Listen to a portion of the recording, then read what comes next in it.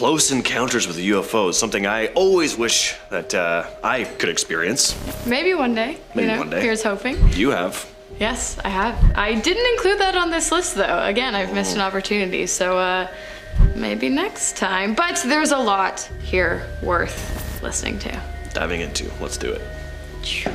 Starting off our list today, we have a 2018 UFO sighting that took place in the skies above North Carolina. Shout out to anyone watching from Elon University. In August of 2018, a man named Javion Hill claims to have spotted a UFO while driving home on US 74 just southwest of Charlotte. He described seeing lights in the clouds above him, shaped like a square. Immediately, he pulled out his phone and began snapping photos, which I have to admit are pretty convincing. After hovering in the sky above Javion for a good amount of time, the illuminated formation just vanished into thin air, as they do. You know how it is. It was as though it had never existed in the first place, but of course it did because there's proof, and we've seen it. And Hill, who says he was never a believer in aliens before that night, claims that during the time in which the object was hovering above him, he was seriously concerned for his safety. On June 24th, 1947, Kenneth Arnold, a private pilot, saw something in the sky near Mount Rainier in Washington, something that he couldn't quite explain. He described 9 strange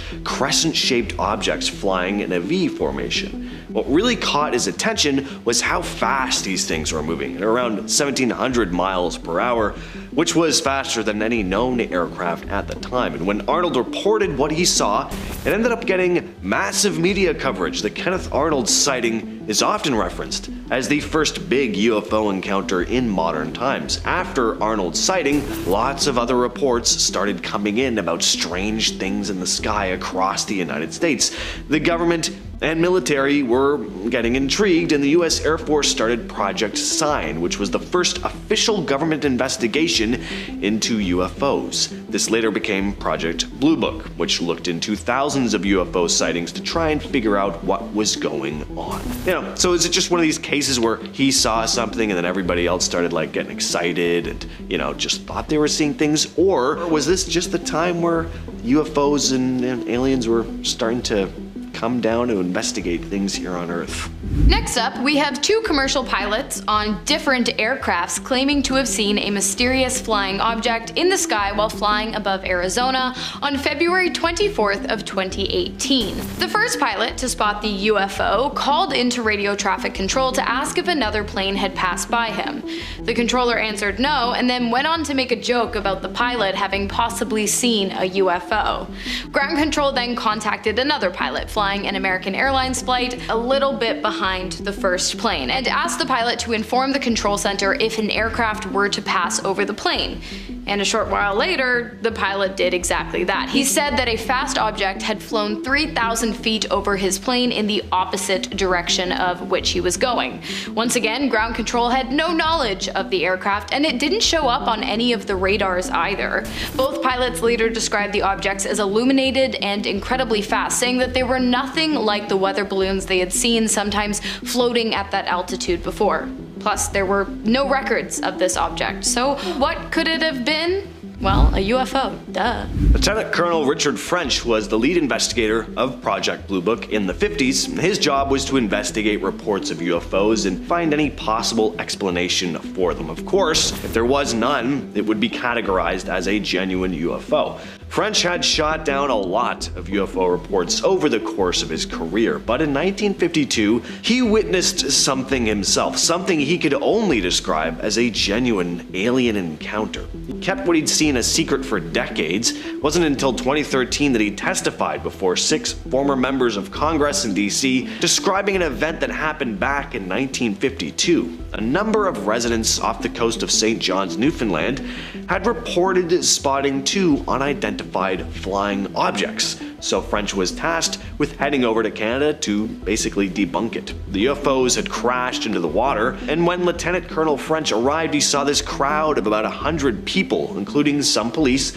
standing by a wharf, gawking at something in the water. French made his way over, and when he looked down into the clear water below, he saw what looked like 2 large circular aircraft-like objects, and there were apparently two beings working on them. French described the creatures as, quote, 2 to 3 feet tall, light gray in color, very thin, long arms with either 2 or 3 fingers, the top of their heads much wider than their jawline. Their eyes were very slanted, and you couldn't see pupils in them. He then described the objects slowly rising out from the water before abruptly accelerating and taking off into the sky. Next up, we have the very first record of a UFO encounter to take place in New England, USA, which I bet you didn't know was actually a major hotspot for extraterrestrial UFO and UAP activity. That's unidentified aerial phenomena, for those of you who don't know. The first recorded sighting happened in Boston, New England, and it was also the first ever documented sighting in the US as a whole. It took place in 1639, and credible reports have been popping up ever since. The record was a second-hand observation recorded by colony founder and governor at the time, John Winthrop, who wrote that a sober, discreet man had seen the sky above Boston become illuminated by a green light while he was rowing his boat along the river one evening. The light was still for a moment and appeared to be flaming, and then it morphed its shape and darted off into the night sky towards Charlestown.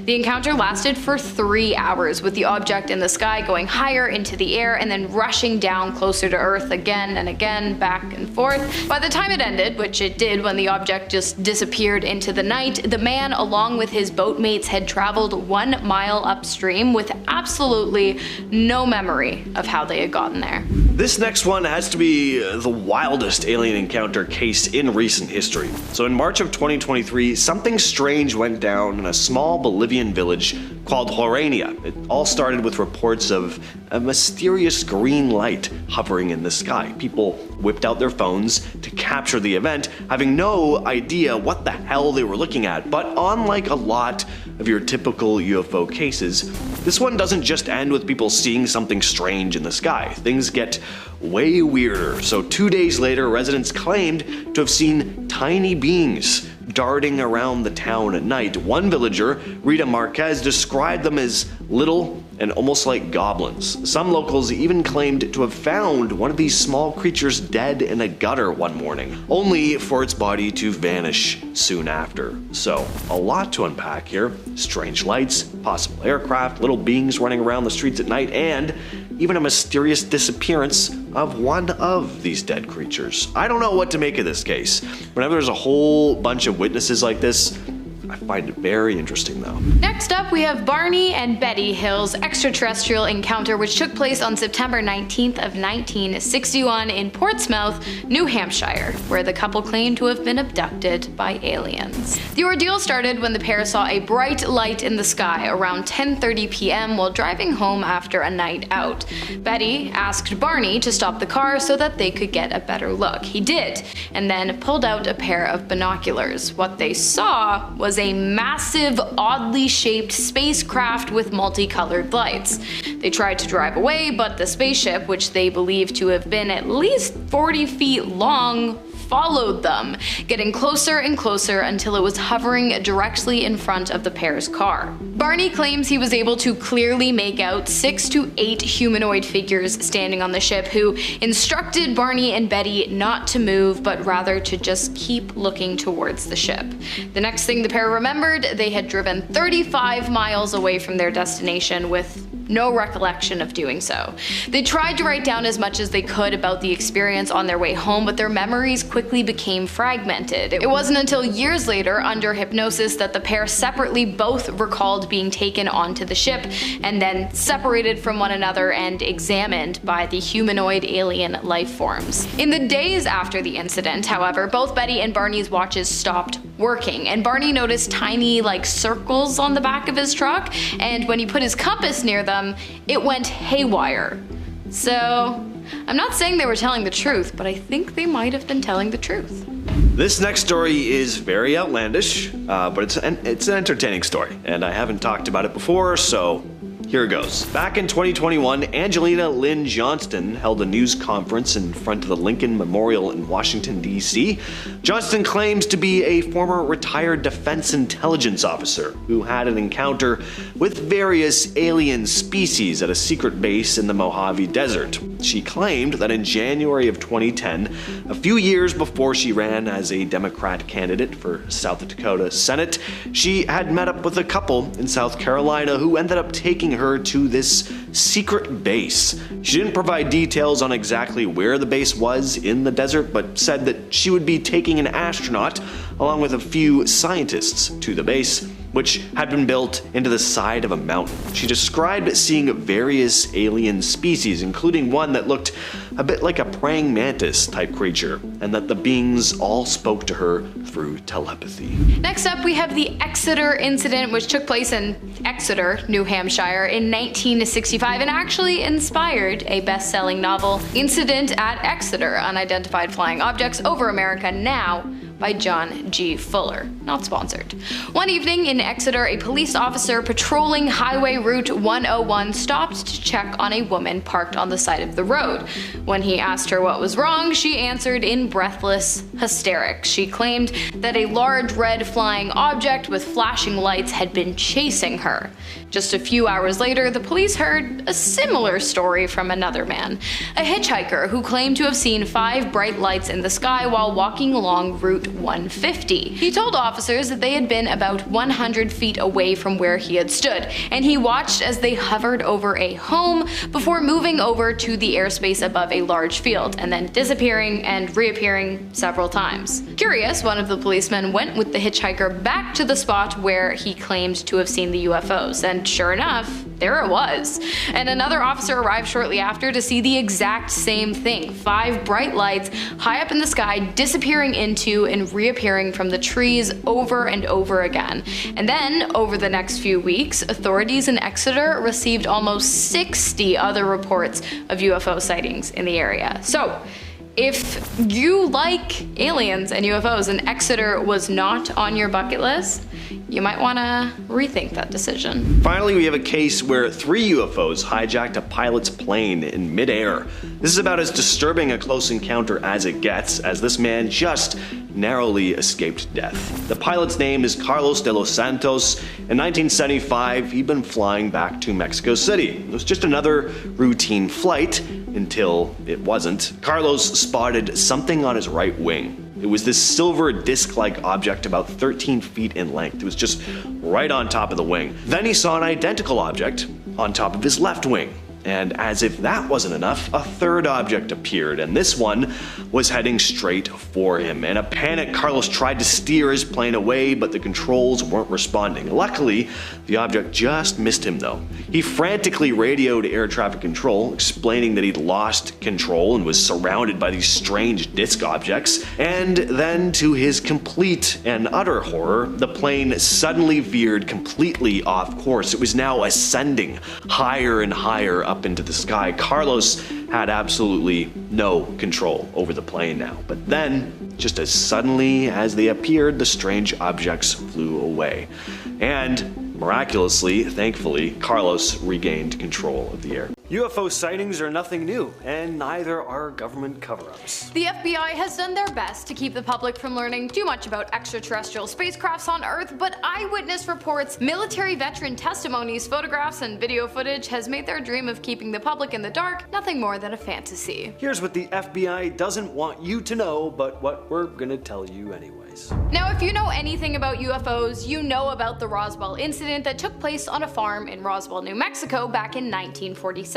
But if you don't, here's the quick notes. In 1947, a UFO crash landed on Mac Brazel's farm. He didn't think much of it until UFO reports started coming out in the local newspaper. Brazel notified local authorities, the Air Force got involved, the crashed object was taken to Area 51, and the whole thing was written off as a crashed weather balloon, despite Brazel and military personnel claiming otherwise. Well, did you know that from 1947 to 2018, the crash site was a designated no-go zone? That's right, the entire area was closed off to the public for an entire 71 71 years, likely so the government could cover all their bases and ensuring that the public would never know the true nature of the crash. In 2018, the site was finally reopened to the public, but unfortunately, at this point, all evidence of what was most definitely an alien spaceship — you don't close off an area for 71 years because of a crashed weather balloon — is now long gone. The Kecksburg UFO case has to be one of the strangest UFO cases in history. On December 9th, 1965, people in 6 US states, as well as parts of Canada, reported spotting a fireball streak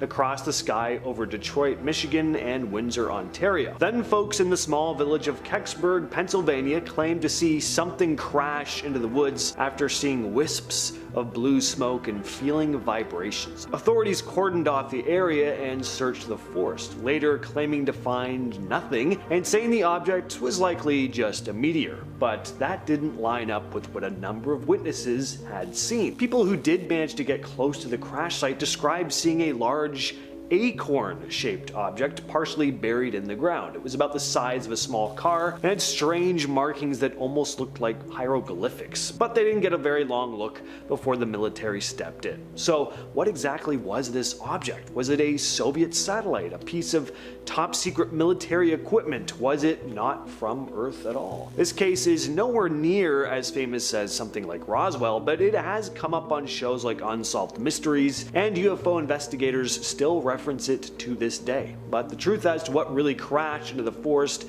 is still undisclosed. Since the Roswell incident, New Mexico has been a hot spot for UFO sightings. UFO crashes, however, are far less common, but they still do happen, no matter how much the FBI and the Pentagon wants us to think they don't. Luckily, free speech is still more or less a thing. Or we probably never would have heard of the March 25th, 1948 UFO crash at Hart Canyon Hiking Trail, in which a spacecraft of unknown origins crashed into the mesa and was promptly recovered and covered up by the United States Air Force and 5th Army Division. According to a plaque located at the site, the recovery operation took a total of 2 weeks to complete, and all materials taken from the site were brought to the Los Alamos Laboratory for scientific study and evaluation. According to eyewitness reports, the spacecraft was approximately 100 feet in diameter and 18 feet tall. And according to insiders, it had been transporting as many as 16 extraterrestrials who, unfortunately, all died on impact. In the spring of 1941, 6 years before the infamous Roswell incident, something crashed just outside Cape Girardeau, Missouri. A local Reverend William Huffman had been called to perform last rites at the site, and when he arrived,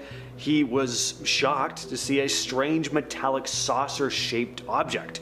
Around it were small bodies, and the bodies didn't look human. He claimed the bodies were about 4 feet tall, with large heads and eyes and thin limbs. The military quickly took control, removing the wreckage and the bodies, and the incident was hushed up. The story remained mostly a family secret until years later, when Huffman's granddaughter, Charlotte Mann, recounted what her grandmother had told her.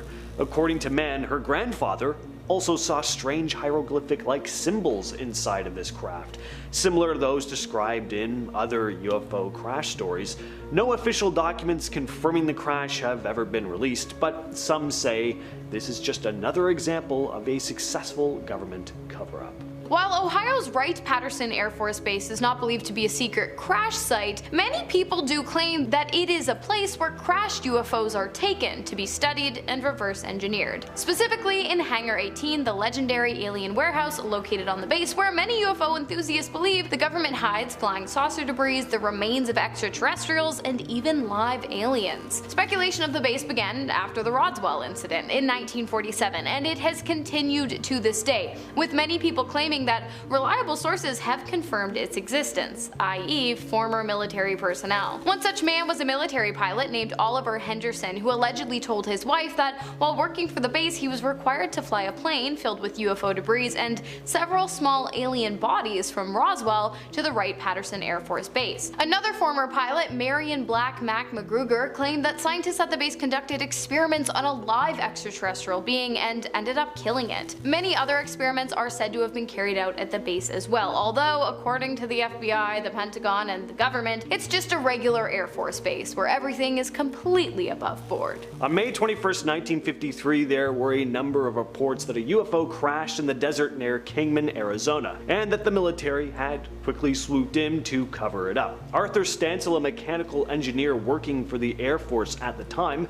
claimed that he was part of a team that was rushed to the crash site to investigate and recover the debris. He described seeing a small disc-shaped craft partially buried in the ground. It was made of a shiny metallic material, and there were no visible seams or rivets, which made it look like it was molded from a single piece of metal. It was unlike anything he'd ever seen, and he also claimed to have seen the body of a creature being held in a tent next to the crashed aircraft, stating he saw, quote, the dead body of a 4-foot human-like creature in a silver metallic suit. The skin on its face was dark brown. And of course, this was all covered up, with the material being loaded onto trucks and transported to an undisclosed location. I have to say, I love a good whistleblower moment, especially when the whistleblowing is being done by military veterans in open court, and it's regarding the evidence of little green men. What a time to be alive. In July of 2023, 3 military veterans testified in a Congress hearing about UFOs and claimed that the United States government had been operating a secret UFO reverse engineering program for at least the past few decades. Claims were also made that the United States did in fact recover non-human biologics from certain alleged crash sites. Of course, the veterans were unable to go into extensive detail about the missions and operations that led to the discoveries and projects involving UFOs because they are obviously classified. But the simple act of the 3 men, Ryan Graves, Executive Director of Americans for Safe Aerospace, David Grush, retired Air Force Major, and David Fravor, retired Navy Commander, openly admitting to the existence of both UFOs, alien life forms, and secret government programs regarding the two in open court, it's pretty huge. On November 9th of 1974 in Carbondale, Pennsylvania, 3 teenage boys reported seeing a glowing object streaking across the sky before crashing into a nearby pond. They described the object as round and emitting a strange light, which continued to glow even after it hit the water. People started showing up at the scene, gawking at this mysterious object in the pond, and as word spread, more and more people gathered, and soon local police and fire departments arrived on scene. Witnesses claimed they saw them retrieve a small metallic object, which was then covered and taken away on a truck. Official explanations later claimed that this object was just a railroad lantern that had been thrown into the pond, but some weren't so convinced, and even today people still wonder if something more mysterious had actually plummeted into the water that night. Prior to 1967, Shag Harbor, located at the southern tip of Nova Scotia, Canada, was a pretty understated fishing village. And then a UFO came to town. On October 4th, around 11:20 p.m., residents of Shag Harbor watched as a mysterious object descended from the sky and crash landed on the water. Witnesses claimed that the craft had 3 to 4 glowing orange lights and that it was about 60 feet in length. After landing in the water, the lights began to dim until eventually all that was left was a yellowish foam, indicating that the craft had either moved too distant to be seen or that it had sunken into the icy waters of Shag Harbor. Authorities searched the area until about 3 a.m., but nothing was ever found, nor has it been to this day. Although it was confirmed that the object was not a civilian or military aircraft, all of those had been accounted for. The day after the incident, the Rescue Coordination Center filed a report with Canadian Forces headquarters claiming that something had in fact touched down in the waters of Shag Harbor and that it was of unknown origin. As I said, to this day, the object has yet to be recovered. Maybe we'll get lucky this year. On April 18, 1962, people across multiple states witnessed something flying through the sky, which eventually crashed near the Nellis Air Force Base outside Las Vegas. The object was tracked by NORAD, which made its way across 10 US states. The object was described as a bright red or blue fireball. It was first seen on the East Coast just outside of Syracuse. Things got even stranger when the object apparently landed at one point. An Air Force spokesman said the object was on the ground for about 42 minutes and that during this time a nearby power station mysteriously lost all power. As soon as the object took off again, the power was restored. The Air Force sent out jets which pursued it across the country, Then, over the Mesquite Range in Nevada, the UFO exploded in a brilliant glare that was so bright it was visible over 5 states. What makes this case so incredible is the number of witnesses. Having crossed from the East Coast to the West Coast, the UFO was seen by thousands of people. But was it just a meteor, or was it something else? That whole part about it landing and then cutting off power, that's very strange. That has not been explained. A UAP was just captured in the skies over New Jersey, looking to have warped from one position to the other in an instant. Just weeks before, a mysterious object readjusted the clock in a family's car. Strange lights were also seen over Queens and Georgia, all in the past month. These are bizarre UFO sightings that might just prove aliens are watching us. A strange UFO sighting was captured over New Jersey recently. In a 13-second clip shot near Atlantic City on a Sunday night back in December, a strange white light blinks in the sky before suddenly vanishing. Family members who were watching the light in the sky were completely baffled by what they were looking at. The thing just kind of hovers in the sky, slightly flickering before it looks like it disappears. Turns out that's not exactly the case. A man named Tim Janicki, who received the footage from a friend, posted it online with the heading reading, "I don't trust random videos I see on X, but this is 100% real." So this video has been getting shared around quite a bit. One commenter pointed out, "You can see it didn't just disappear, but it took off with incredible speed. There's a small flash of light to the left as it leaves. Humans can't produce the energy required to go that fast, especially from standstill." And that's true. If you look closely, you do see this really quick blip of light appear in the upper left of the screen right after the strange orb of light looks like it vanishes. Other people commented similar things, like one person saying, "No flight system we have right now can go from stationary to warp drive in an instant. These flight characteristics are well beyond light years ahead of us." Now, this is just one incident in a long list of strange sightings in the sky over New Jersey, which led the FAA to briefly limit drone flights in some areas. The FBI and other federal agencies have been looking into a bunch of the reports apparently, and they claim that so far they haven't found anything pointing to a national security threat. Again, so they say. This footage here was posted to Reddit by user YogurtClosetFlat5701 just a couple weeks ago with the caption, "This just happened above Brookville Boulevard, Snake Road in Queens, New York, right next to JFK Airport. We looked up and there were 4 orange orbs in formation in what is supposed to be a no-fly zone. They then started to disappear. Did anybody else in the area witness this?" End of post.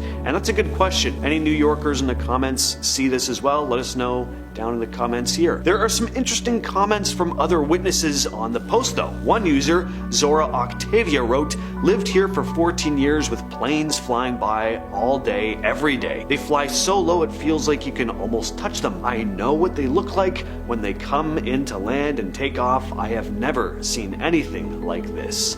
Ever." And that's not the only strange orange orb that's been spotted in the sky recently. On December 26th, a Redditor by the name of HellFollowed84 posted this footage. The video was shot in central Georgia. A father had gone to take out the trash when he spotted the strange orb in the sky. He noticed something, quote, "bright and orange overhead through the pines." He pointed it out to his son and they both just stared at it for several minutes before deciding to film it. The father shared the video on Reddit. In the clip we see this glowing orange orb gliding across the sky, weaving between the tops of pine trees. At one point, the orb looks like it dims and then vanishes entirely. As HellFollowed84 wrote, "When I first observed it, the light was huge, but it was way off, like half a mile. As it got closer, it seemed to dim but stayed the same luminous lighting. As I walked further to capture it, I thought, what if it was trying to evade me?" A bunch of Redditors wondered if it could be a plane, but the user didn't think so, saying it made no sound, unlike the planes that frequently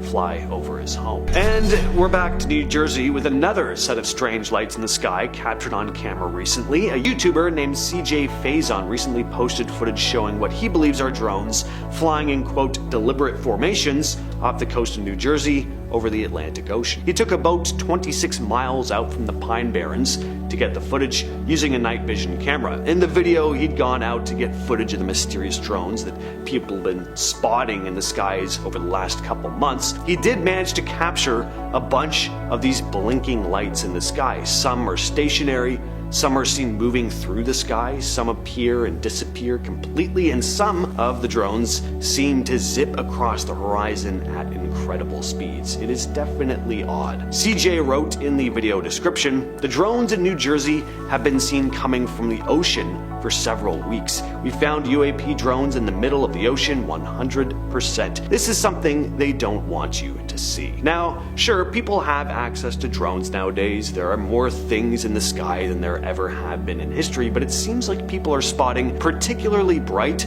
rather large objects moving at speeds way too fast to be your over-the-counter drone. And again, the FBI is getting involved. They've investigated around 5,000 reports about these drones, claiming that about 100 of them are considered credible. As of now, there have been no clear answers from authorities on who's behind the drones or what they're up to. This next report comes out again from New Jersey. This time, it's not just lights in the sky though. Whatever this object was, it actually affected the clock in a family's car. In early December, a family reported a strange effect while following one of these strange crafts that people have been seeing in the sky. As they drove along, the car's clock suddenly changed time, then went back to normal once they drove away. Local law enforcement in Morris County insists that there's no known threat to public safety, but residents are still trying to figure out what's going on themselves. There's even a Facebook group with over 17,000 members exchanging info on these sightings. One local software engineer, Rich Dunjewski, thinks the clock change might be a clue. He commented, "Many newer cars get their clock time from GPS satellites," adding that the drones could be using GPS jamming or spoofing. He went on to say that if these drones are using, quote, GPS jamming, then it's plausible the car would follow the signal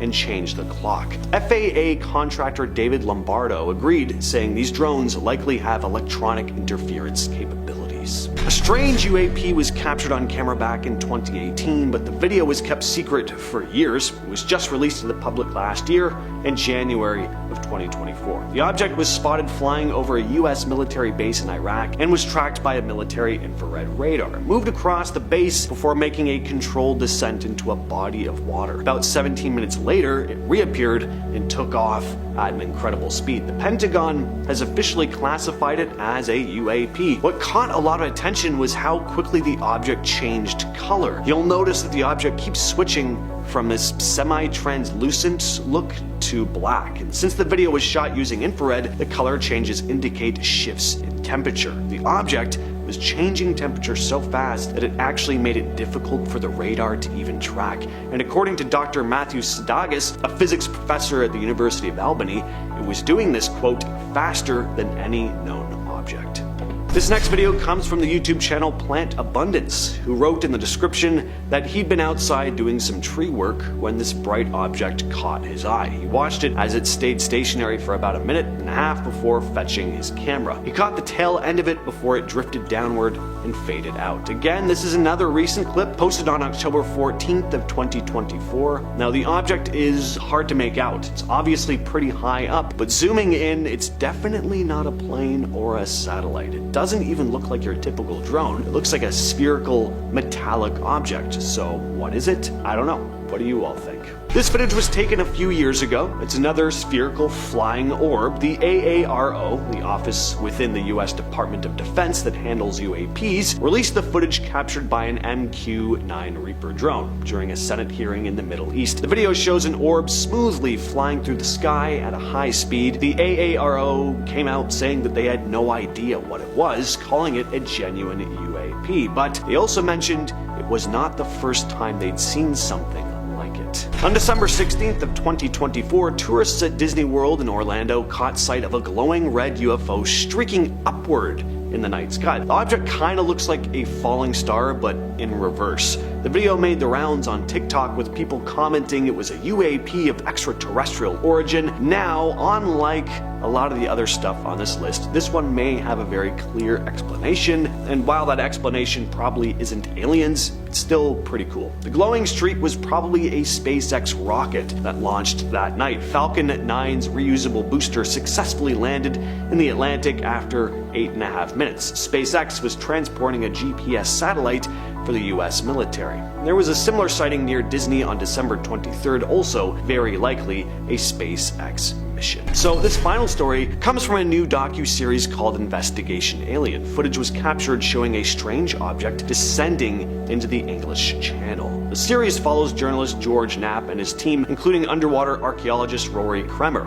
as they dig into evidence of extraterrestrial life. During one of their expeditions off the coast of Normandy, they spotted an illuminated object about 200 yards away. At first, it was stationary, but then it sped off, only to return later. But at that point, most of the crew was asleep. Kremer, though, was on night watch, and he was able to capture the object on camera as it plummeted into the water. Knapp was shocked when he saw the footage. He returned Kremer for an explanation, and Kremer, who's been in the field for over 20 years, admitted, "I don't got any answers, do you?" He thought it might be a flare, but it didn't have the typical smoke. As the object disappeared into the water, Knapp suggested it could be tied to some sort of subterranean base. Kremer pointed out that local tribes in the region have long reported unexplained lights, which were often linked to gods. They both agreed that the footage could be evidence of something much bigger lurking beneath the surface. Now, is this story legit or just a clever way of promoting the series? That's for you to decide. Well, today we are talking about one of the biggest UFO conspiracies in history, the one that really stemmed it all, Roswell. Get right into it. As James said, the Roswell incident is arguably the most famous UFO crash in history, although the government would claim otherwise. Basically, on June 24th of 1947, while searching for a crashed military aircraft, pilot Kenneth Arnold spotted 9 UFOs flying over the Cascade Mountains of Washington state in the US. The objects were flying in formation at a height of about 10,000 feet and a speed of approximately 1,900 kilometers per hour, which was not possible at the time, for humans that is. Kenneth described the way the objects moved as jerky, like rocks skipping over the water, flashing forward at strange intervals. When the media got a hold of the story, they coined the phrase flying saucer, and the UFO craze took off at hyperspeed, especially when on July 7th, a local rancher named Mac Brazel called the sheriff to let him know that one of those objects had somehow ended up on his farm, and this came to be known as the Roswell incident. It was back in July of 1947 that something strange happened near Roswell, New Mexico. Something had crashed into the ground, into Brazel's farm. There were metal pieces, rubber strips, and a strange tin foil-like material. The nearby Roswell Army airfield was alerted. The military came out and collected the debris. At first, they issued a press release saying they had recovered an unknown flying disc. This really got people talking, but just a day later the Army changed their story, saying it was actually just a weather balloon. Now, while some of the public took this at face value, it caused some controversy, especially in the years to come. People started to believe that the military was covering up something much, much bigger, possibly an alien spacecraft crash. Over the years, people started to come forward claiming to have seen the wreckage, and not only were there strange markings on the material described by some as hieroglyphics, but the material was incredibly strong and seemed to almost be impossible to burn. Oh, and of course, people who'd been called to the site to recover the material claimed to have seen bodies that were clearly not human. Over the years, many people have questioned the official explanation for this incident. Even former military personnel and locals said they saw strange things at the crash site, like debris that didn't look like it came from any known aircraft, and even small bodies that didn't seem human. In 1994, the US Air Force released a report saying the debris was from a top secret project called Project Mogul, a project that used high altitude balloons to detect Soviet nuclear tests. They said the unusual materials found were just parts of these balloons and their sensors, but this explanation didn't satisfy everyone. In 1997, on the 50th anniversary of the incident, the Air Force released another report to address the claims about these alien bodies. They said these were actually actually just crash test dummies used in military experiments, not extraterrestrial beings. But again, a lot of people were and still are highly skeptical of this. The Roswell incident happened less than 2 years after the atomic bombs were dropped on Japan in 1945. Those bombs were created through a secret project that lasted 3 years and had 3 main sites, including one in New Mexico. So if the government could keep the atomic bomb a secret for so long, why wouldn't they be able and willing to hide information about a crashed UFO landing? Plus, little mannequins? I think most people would look at that and be able to tell the difference between an alien and a crash test dummy. So this foreign object that landed on Mac Brazel's farm actually did so a few days prior to him calling into the sheriff's department. To be honest, he hadn't thought much of it until he started reading about Kenneth Arnold, flying saucers, and UFOs in the papers. Once he learned about the possible presence of technologically advanced ships with no known origin that likely came from outer space, he began to wonder if that was in fact what had landed on his farm just a few nights ago. And so he gathered up some of the debris and took them down to the local police station. In response, the sheriff immediately contacted the nearby army base, and soon intelligence officer Jesse Marcel had arrived on the scene and instructed Brazel to take him to the crash site so that the two could collect more debris. So let's talk about Jesse Marcel, the first military officer to step foot on the scene of the crash, because apparently Jesse had a lot to say, according to his son Jesse Jr., who went on to tell his father's story after his death in 1986. According to Jesse Jr., in 1947, when he was just 10 years old, his father woke him up in the middle of the night, excited after having visited the crash site. Jesse Jr. sat up as Jesse Sr. handed him some of the debris he had collected earlier that day on Brazel's farm, and he told Jesse Jr. to get a good look because the debris were something that he would never see again. They were not of this earth, and the pair simply could not make sense of them. Out of all of the debris his father had brought home, Jesse Jr. said that the one that fascinated him most was a small beam with purple-hued hieroglyphics. I suppose it's not difficult to see why the pair didn't believe the government when they released a report saying that what had been found on the Brazel's farm was nothing more than a discarded weather balloon. But of course, you don't mess with the government. And so for years, both Jesse Jr. and his father kept quiet about what they had seen. That is until in the late 1970s, a man named Stanton Friedman showed up asking questions. Stanton T. Friedman, a nuclear physicist turned ufologist, tracked down Jesse Sr. after being tipped off that a retired military man might know something about the Roswell incident, something that had been kept from the public for the past 31 years. And it turns out he did.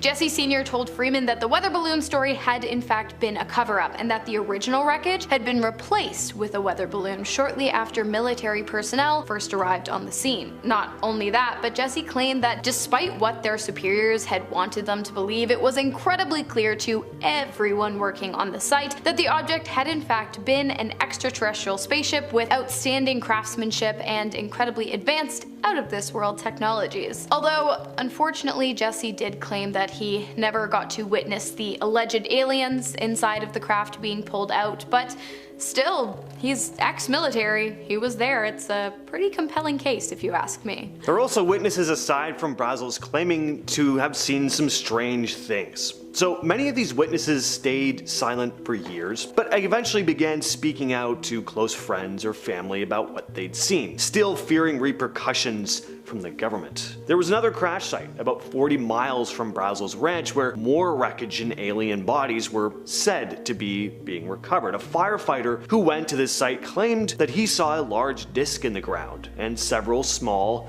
non-human bodies nearby. He said that military officials told him to keep quiet about what he saw. Sergeant Melvin Brown also shared his experience. He said he rode in a truck with the bodies from the crash site to Roswell Field and then stood guard at the hangar where they were first kept. He was instructed not to look under a tarp, but he got curious and he peeked. He claimed he saw 2 alien bodies. The government has always denied his claims, but several people who were there or knew people who were there have said they saw wreckage and bodies arrive at Wright Field. Retired General Arthur Exon stated that a top secret committee was set up to oversee the investigation of this and other classified UFO incidents. After the Roswell crash, the debris was secretly flown from Fort Worth, Texas to Wright Field in Dayton, Ohio. At Wright Field, Lieutenant Colonel Arthur Exon, who later became the base commander, recalled that some of the material was very thin, but incredibly strong. And it wasn't just metal that arrived at Wright Field either. At the second crash site a few miles from the first, they discovered a smaller, more intact craft and 4 bodies lying nearby. These bodies did not look human. Again, according to witnesses, the bodies were described as being in fairly good condition despite having been exposed for 6 days. Some parts of the bodies have been chewed on by animals. Descriptions from those who saw the bodies are pretty consistent. They were said to be 4 to 5 feet tall, with big heads, large eyes, and small mouths. Basically your classic idea of an alien.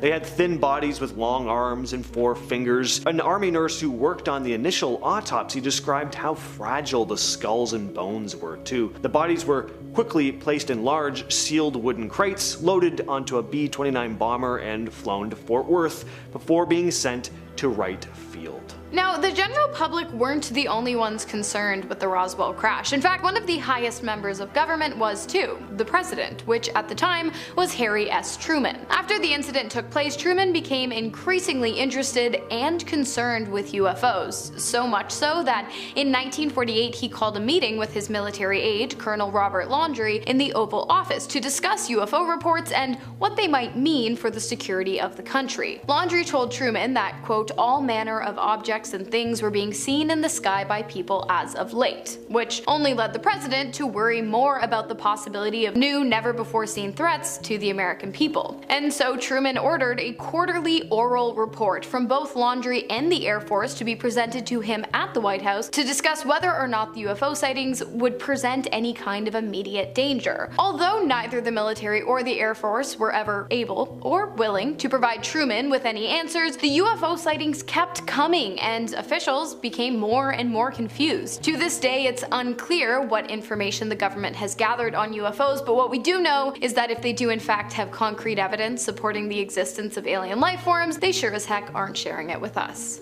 Yet, fingers crossed. The Roswell incident was the catalyst for pretty much every modern UFO conspiracy today.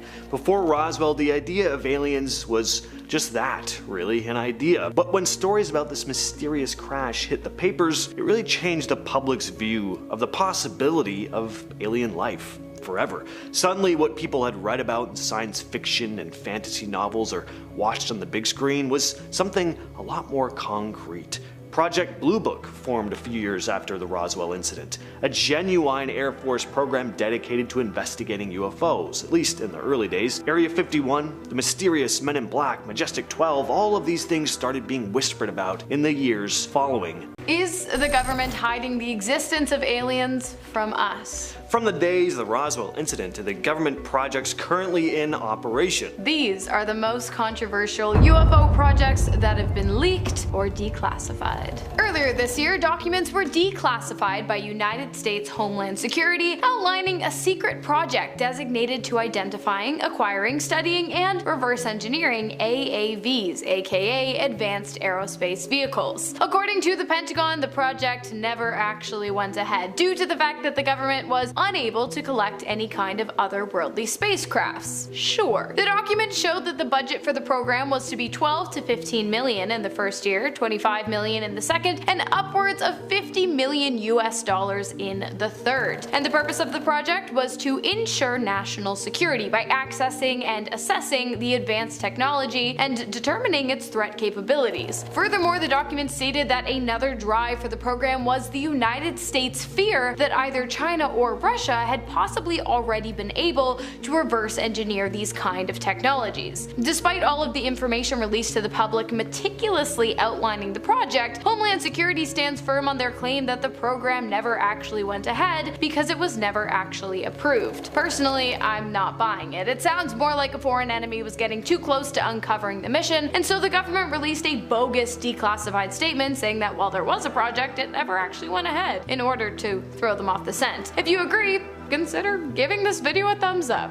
why not, you guys? Project Sign. Project Sign was an early US military investigation into unidentified flying objects launched in 1948 after a surge in reported sightings. Everything really kicked off with the Kenneth Arnold sighting, followed by the Roswell incident, and then people were spotting UFOs all over the country. So it was time to investigate these reports and assess whether there was a real threat to national security, especially being that it was the Cold War, of course. The team included experts in astronomy, physics, and psychology, all tasked with analyzing UFO reports and data. Sign was a top secret for most of its operation, but in 1949 some of their findings went public and it was pretty intriguing. Basically, they concluded that a small percentage of UFO sightings couldn't be easily explained away by natural phenomena or known aircraft. So this led some members to hypothesize that UFOs might be of extraterrestrial origin. But right around this time, the project was shut down by General Hoyt Vandenberg, Chief of Staff of the Air Force. It was then replaced by Project Grudge, with a slightly different goal, but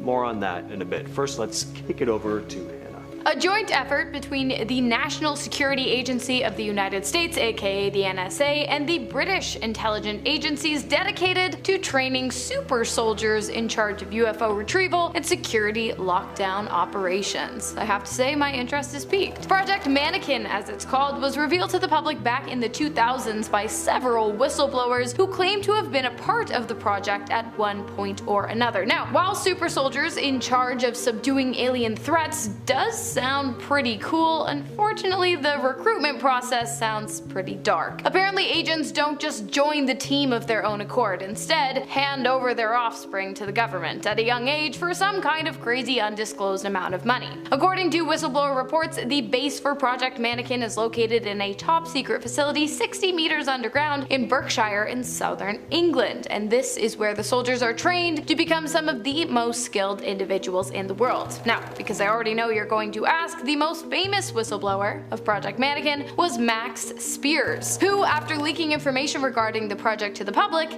died under incredibly strange and unexplicable circumstances. Unexplicable as in one moment he sat down on his couch and the very next moment he was dead, and to this day no one knows how it happened, but he believed prior to his death that he was a sleeper agent that had been brainwashed by the government and was involuntarily part of this project. So who knows? In 1949, Project Sign was replaced with Project Grudge. But now things were different. Their goal wasn't just to assess UFO reports and figure out if they were legitimate. Instead, the purpose was to downplay the presence of UFOs. At the time, the US government was worried that foreign governments could exploit UFO reports, basically causing panic in the public. So Grudge shifted its focus from scientific investigation to straight up debunking UFO reports and reassuring the public that there was nothing extraordinary about the sightings, even when there actually was. J. Allen Hynek, a famous American astronomer, professor, and UFOologist, took issue with Grudge, claiming that it was, quote, less science and more of a public relations campaign, which it was, at least on the surface. Just because they were telling the public UFO sightings were nothing more than balloons, meteors, or optical illusions doesn't mean they were doing research behind the scenes that they felt it best to cover up. Project Moondust is officially described as a United States project dedicated to recovering the remains of Soviet satellites that re-entered the atmosphere and crashed down to Earth in not only the US but also South Africa, Bolivia, and even the Himalayan mountains. Unofficially, it is possible that the project is actually dedicated to something far more interesting. You know where I'm going with this. The collection and analysis of crashed UFOs. It is believed that while the US claimed to have been recovering satellites, they were actually collecting UFOs, which were then sent out to various military bases throughout the states. The entire thing was revealed by a man named Clifford Stone, who claimed to have been part of the project. Just before his death, he was quoted saying that the entire time the project was going on, they were telling the American public that it had nothing to do with aliens, when in reality, high clearance personnel who were not army officials would always be added to the mission last minute, and they would be the ones to claim ownership of whatever objects were recovered during the mission. These objects were then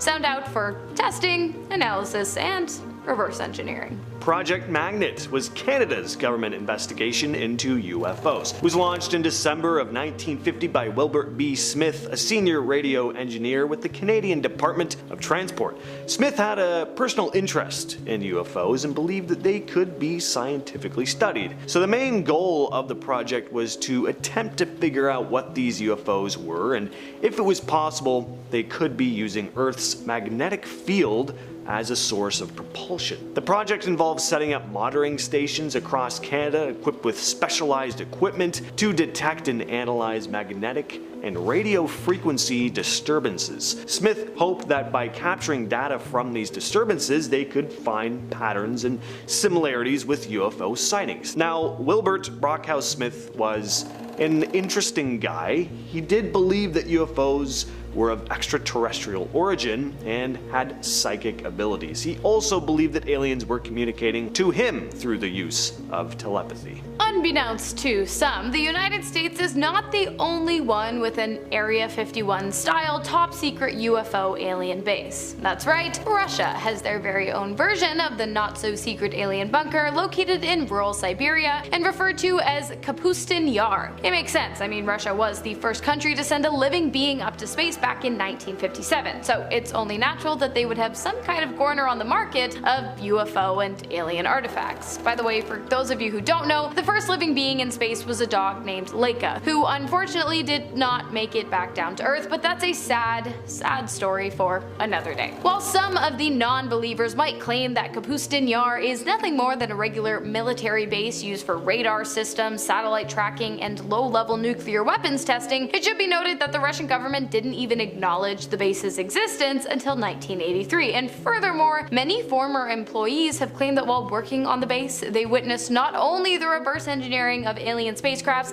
but actual alien autopsies as well. And personally, I feel like this whole nuclear weapons testing thing has become such a popular way for secret military bases to keep people from getting too close. I mean, really, name a better deterrent than radiation poisoning. Don't get me wrong, I'd love to know if aliens exist as much as the next guy, but nothing is worth that. It's awful. Don't Google it. Antarctica, yes, all of it. Antarctica has gained quite a reputation for being a hotspot for UFO sightings and theories about secret government bases dedicated to studying them. It's remote, inhospitable, makes for an ideal cover for secretive activities. Nobody really wants to go to Antarctica. It's desolate, the weather sucks. So not only would most people veer clear of it anyway, but makes it very difficult for ordinary people to access, allowing secretive operations to take place in secrecy. Some conspiracy theorists have pointed out images with unusual formations in the ice taken with satellites, which some people think could be entrances to underground military facilities and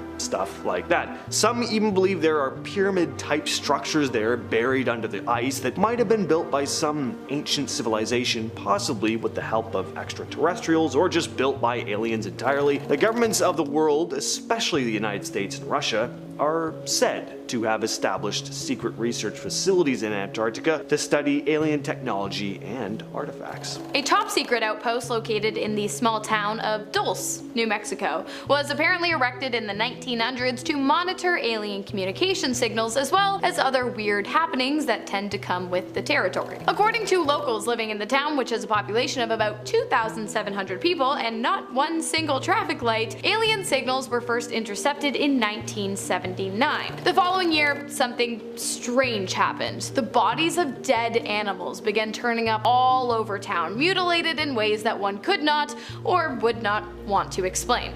I will not be explaining because this is YouTube, not the dark web. In the years that followed, individuals who claimed to have been associated with the base, nicknamed the Dulce Alien Center, started coming forward. One man claimed to have helped build the facility and to even have witnessed a full-on battle between humans and alien beings. After that, UFO sightings in the town skyrocketed, probably because people now knew what to look for. Fast forward to today, and reports of UFO sightings are still pretty common in the small town of Dulce, as well as reports of top secret military projects, despite the fact that the government insists it has a total of 0 bases in the area. But who's buying that? Majestic 12, often referred to simply as MJ-12, is at the heart of pretty much everything we've talked about on this list. The organization is basically the king of government alien cover-up conspiracies.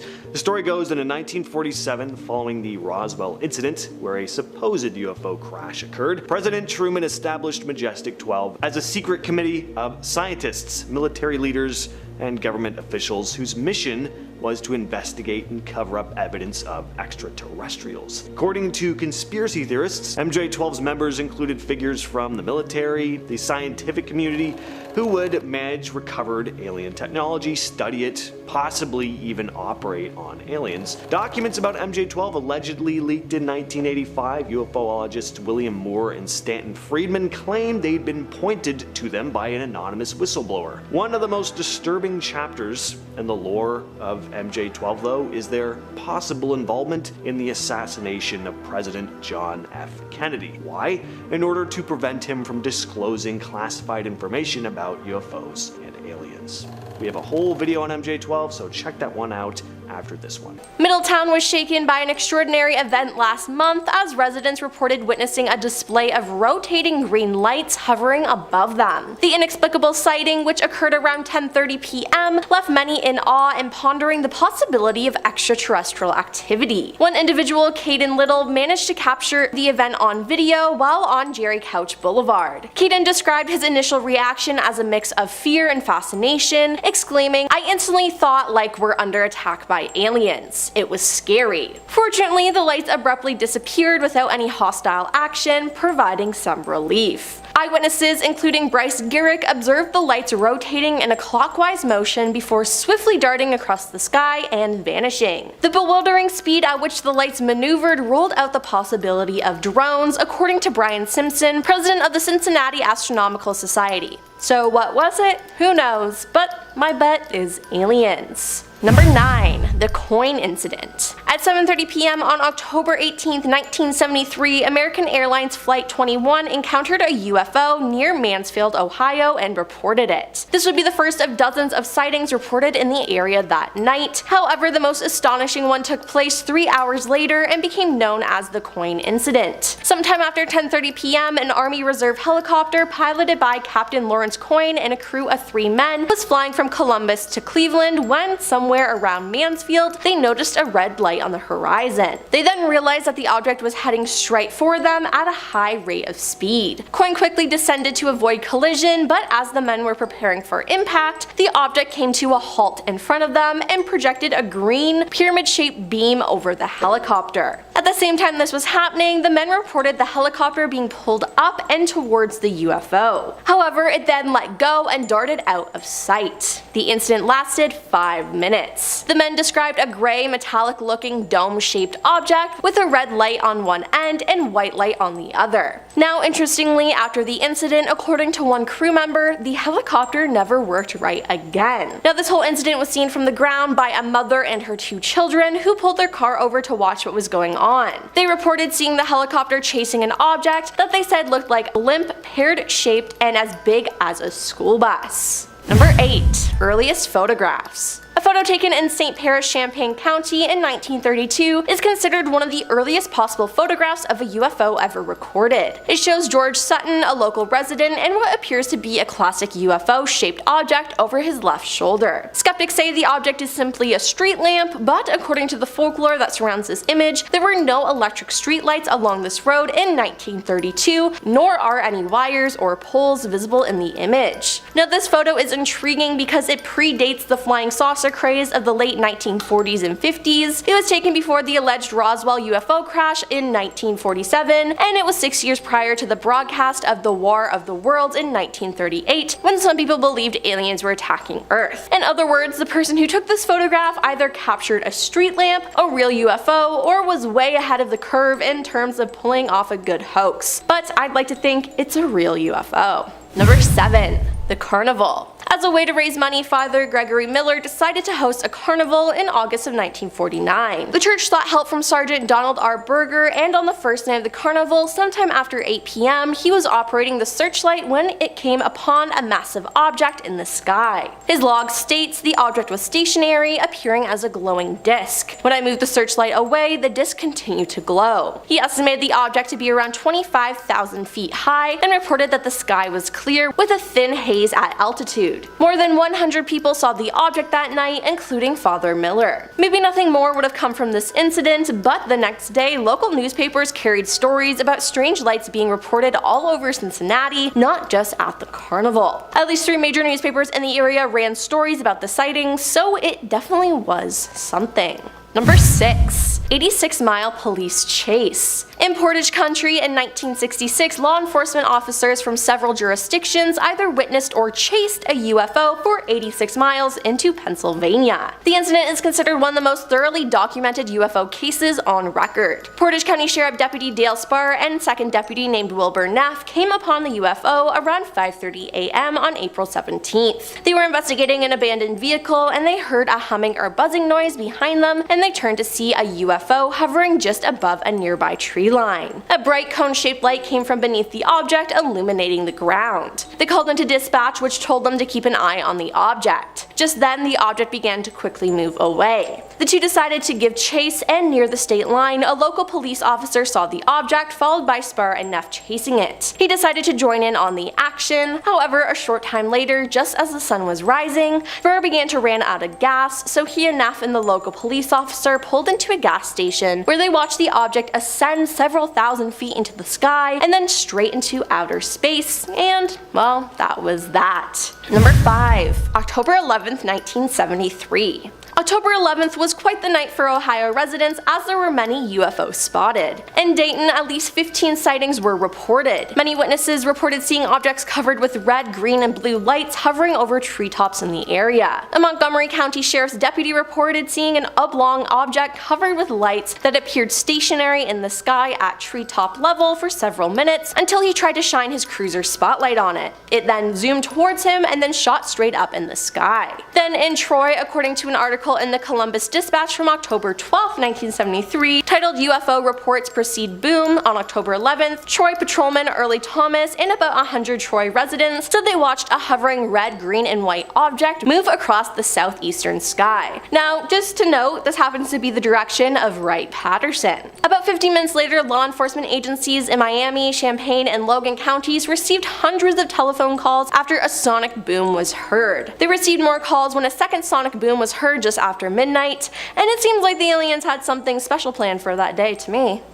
Number 4. Trumbull County UFO Incident. Featured on the History Channel and numerous UFO documentaries, the Trumbull County UFO incident in northeast Ohio is exceptional because it was witnessed by numerous police officers and a 911 dispatcher, all of whom were being recorded as they spoke back and forth about the strange events unfolding the evening of December 14th, 1994. It was also seen by many members of the public as well. Now, around midnight, Trumbull County 911 began receiving calls from residents about strange low-flying lights in the sky. The dispatcher sent out Liberty Townsend police officers to investigate. One of them was Sergeant Toby Melrose, who saw a light. He got out of his car and looked up to see what he described as a giant circular-shaped object and intensely bright in the center section. It made no sound at all. The object was there for about 30 seconds before moving away. Shaken, Sergeant Melrose decided to chase the object, as did many other police officers in the area. At least 14 law enforcement officers saw the object that night, with all of them discussing it openly on their radios. Number 3. 1973. There were many UFO sightings in 1973 in Ohio and its surrounding states. For example, in Columbus on September 30th, a Franklin County man claims to have discovered a landing site near his home after seeing a strange object in the sky. Weeds at the alleged site are crushed to the ground in a semi-oval area 20 by 30 feet wide. The man says the object whooped down in a zigzag pattern and and drop below the trees. There are several dozen sightings of strange objects in the sky reported in the area that night. Then in Middletown on October 7th, a giant orange-colored cigar-shaped object with 5 discs following it and making no sound is reported flying over the city at 10 p.m. Many people see it, and Wright-Patterson receives numerous calls. Now, these are just 2 examples of that year, but there are many, many more. Number 2. Circleville. On August 26, 2022, Pete Hartinger said UFOs were spotted in the area. An expert on the topic who has seen a UFO with his own eyes, Pete said several people reported seeing UFOs between 9 p.m. and 11 p.m., including a man who saw something in the sky as he was traveling on US 23 north of Circleville. He saw strange lights, and going on down, he saw some more strange lights. He knows some other people who saw them too, he said. The man said it wasn't right the way the lights were acting. The lights came down, hit the ground, and went back up, so forget about them being flares. Pete said the man, who wishes to remain anonymous, reported what he saw to the Roundtown UFO Society, a local group dedicated to studying these matters. Anybody who has seen strange, mysterious lights that have been in the sky, please let us know, he said. He said at least half a dozen people saw the lights. One person said they saw orange lights over the fairgrounds, he said, and another person said he saw some military aircraft coming in after he saw those lights. Were they coming in to investigate, or what? Since 1947, there have been several sightings of UFOs in the Circleville area, which is strange. And coming in at number 1 is Ohio is a beacon. According to the Mutual UFO Network of Ohio, MUFON, the state ranks among the top 10 states in UFO reports. Thomas Wortman with the MUFON said, "It's all sorts of things we get. We get the individual who is out walking their dog at night who reports seeing unusual lights that they just can't explain. They see the lights for a few seconds or minutes and they just want an answer." Now, the majority of these reports come from Northeast Ohio, and Thomas says about 80% of what comes in the agency can be explained, but about 20% and up being classified as UFOs. Now, if you're waiting for the government to admit that aliens do exist, don't hold your breath, because the Time reports that the Pentagon isn't going to say that. But my question is, what is so special about Ohio?